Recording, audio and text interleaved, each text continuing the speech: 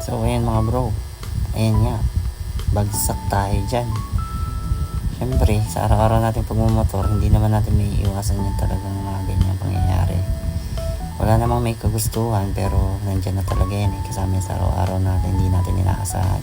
Matabig tayo na isasakyan habang pauwi galing sa trabaho. Masakit din kasi nadaganan ako ng motor ko.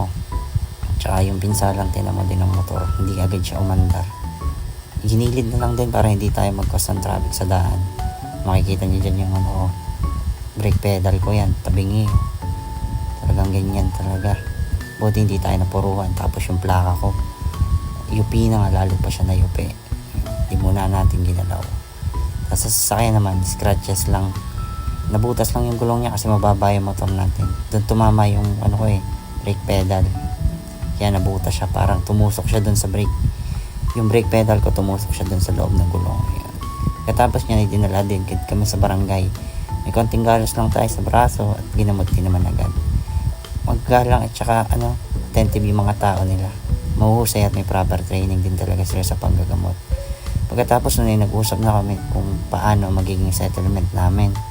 Pagkasunduan naman namin na sasagutin ni kuya ang gastos sa paggamot at saka sa sasakyan ko. Pero kailangan niya ng police report, kaya nagtungo kami sa police station ng Kalamba.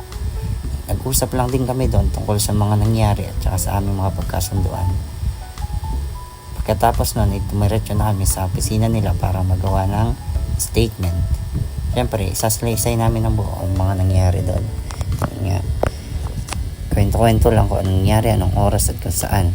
Pagkatapos nito ay inilagay na nila ito final na upang kinabukasan ay yan, makapagpa-check up tayo. At kasi nga may mga sumasakit sa katawan natin, kailangan din ng x-ray kasi masakit yung balikat ko tsaka yung may parting tuhod. Medyo nabugbog din kasi napahampas tayo sa semento.